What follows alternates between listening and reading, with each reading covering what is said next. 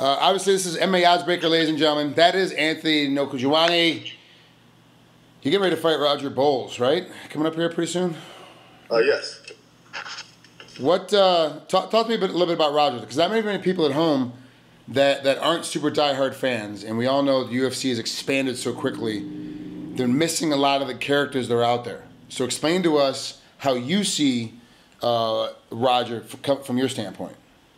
From my standpoint, from what I've seen on the videos, he's more like a brawler with a little bit of technique. He's just a guy that just comes out there, blows his load in the first round, and then that's it. You know, I really haven't seen much out of him because every single fight that I've watched, all he does is just charge in, tries his best to knock his guy out, and try to win the fight that way. And I mean, he claims he's a wrestler. He claims he's a kickboxer, but I really haven't seen none of that out of him. Do you see anything in the tapes that he's bringing to the table that's different from anybody else that you face? Actually, no. Well, the only thing that he's bringing differently is just his style of fighting, which is caveman style. Run in, try to do the job, and I mean, it works out for him.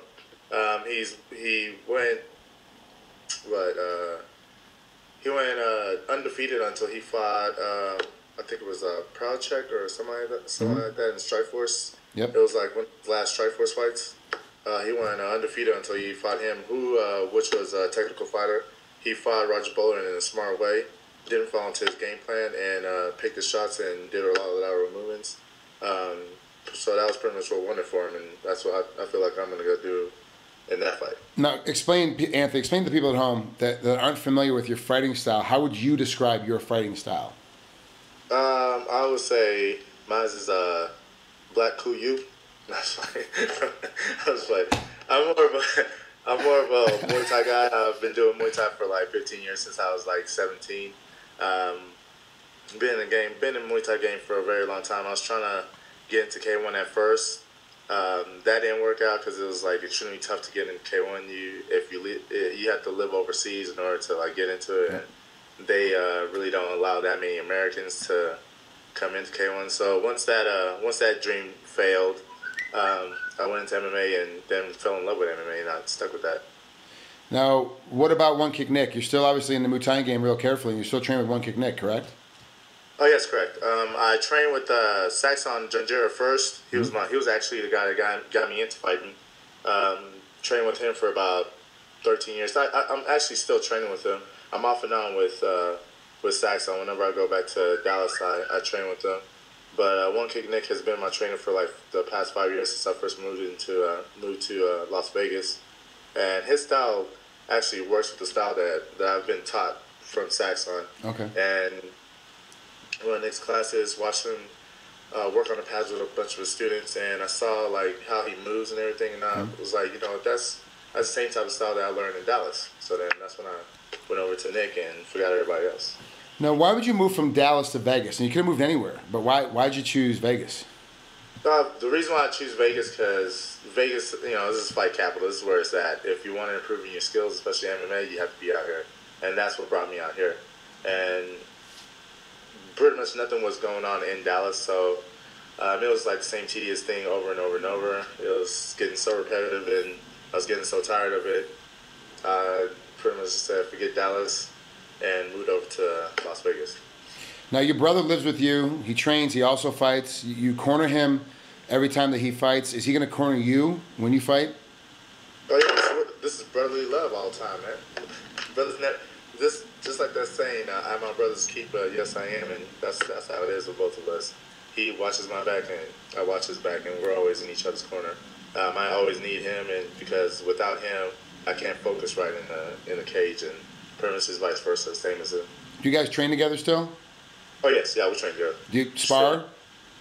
No, we don't spar. Okay. He's a little too long for me. I call him Long John. Long John spar. I can't spar with that kid. Yeah, you can. You gotta do a lot of covering up and running in and grabbing. What I gotta do is I gotta do a lot of Muhammad Ali moves. Bob and weave, baby, bob and weave. Yeah, that takes a lot of energy though. You get tired fast, and then he's your brother. He knows once you start getting tired, he's like bang, bang, bang, and starts smacking you. Hey, you don't want to stand in front of him because he can catch you from a mile away. Yeah. I watched him fight in RFA. I've seen him compete a couple times, and he impresses me as well. When do you think that he's gonna get the call up to the bigger leagues? You think he's a year away? You think he's 6 months away? You think he's 2 great fights away? Like, how do you feel that his career is gonna work out? I feel that he can get into it now if he wants to, but I would rather for him to wait a little bit. I would say wait about a couple more months before he gets into it, because I mean, the people that he's fighting right now, he's beating their ass, but when he gets into like in the big leagues, these guys are like animals in there, and I pretty much just got thrown to the wolves, and I don't want that happening to him. I want him to better his skills, and and better in all aspects of the whole of what he's trying to accomplish. And I don't want him going in and and just not knowing what to do, and all of a sudden gets kicked out like in 2 or 3 fights. So I want him to better his skills, then get in, and so I would say just wait about like 6 months. Will that help or hurt you? Because now you and your brother both are fighting for the UFC. There's added pressure when you fight in the UFC versus RFA. There's a lot more pressure. So will it help in the house with training and getting stuff together because he'll feel the same pressure you do too? Or do you think it's going to hurt both of you because both of you now are underneath a smaller microcosm?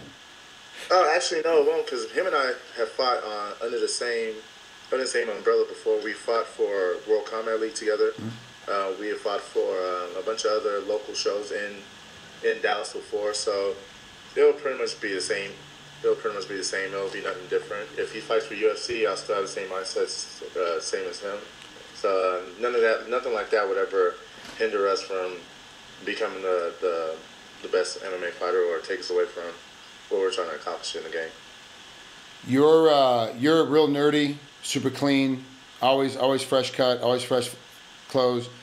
At the house, are you a neat freak as well? If you see my place right now, it's like a bachelor pad. So we have not been able to put our hands in anything. Dishes are piled up. We need to clean, actually, but it's kind of like disturbing right now. I do need to start cleaning up. I was actually going to clean up after this interview, get my hands dirty, get down dirty in the grease and all the trash and stuff that we got laid out. But every now and then I try my best to be a neat freak, but I don't know. Who's neater, you or your brother? Ooh. Who's neater? Oh, the older brother. I'm the one that always got to tell him to clean up. Hey, just checking. My younger brother's smarter than me. I'm just cleaner than him. It's just, there's a game that's played. He's got to figure it out. The older brother's always the one that dictates everything. Now you guys are in a premier bachelor pad right now. You're living in Vegas. It's a hot time. How hard is it coming from Dallas to Vegas? How hard was it at the beginning to not be distracted while you're training, not end up in the clubs? Because you're a good-looking cat. The girl's gonna flock to you. So you go to the clubs, it's gonna be easy pickings for you. Like that's easy distraction without having to take much work. How hard was it to stop doing that? It was hard, but then we learned to put all the distractions away and focus on our training, focus on our fighting. We're not easily to be distracted. I mean, if a hot chick tells me, "Hey, come and drink with me," when it's like 2 weeks away from my fight, I walk away from it, because what's more important to me is getting better in MMA and becoming a champion later on down the line. You still doing your jiu-jitsu with Sergio Peñas? Oh yes, Sergio. I'm always going to be with Sergio. I'm never going to leave Sergio. Sergio is like one of the best jiu-jitsu guys out here, and I just want to stick with him. Who corners you when you come in? Is Sergio coming too? Is he your third corner guy? Yeah, Sergio. Actually, Cheeto would be my third. Nick is my first, and Sergio's the second. Okay. Wow, that's actually a pretty good group. Pretty good group of guys. Does your brother stay with you when you guys are in the room? Does he stay in the room with you when you're during fight week to kind of keep you calm down and make, because he knows you better than anybody else. He knows if you need something without you even saying it. He's ahead of you long before you even need it. He knows what to get. Does he stay with you in the actual room, or do you need that space during fight time? Well, no, we live together, we train together. Fight week, I need a little bit of space. I need my own room. Oh no, he's always with me. We're like joined to the hip when it comes to stuff like that. We're never away from each other. If he needs something, I'm there. It's just like if he needs something, I'm there. If I need something, he's there for me. So we never push each other away, because we're like the ones that keep ourselves level headed. If he's not there talking to me, then my head will be in a different place. He's the one that brings me down and keeps me grounded. So without him being in the room with me, my mind will be all over the place. All right, perfect. So, yeah, so he's always over. Well, I know you got a bunch of dishes to do and laundry, and you got to figure out all those women's panties and get them out of the way and figure where they belong and all that. I know, I understand. It's tough. Thanks for coming on with MMA Odds Breaker. Good luck against Roger. I think it's going to be a great fight.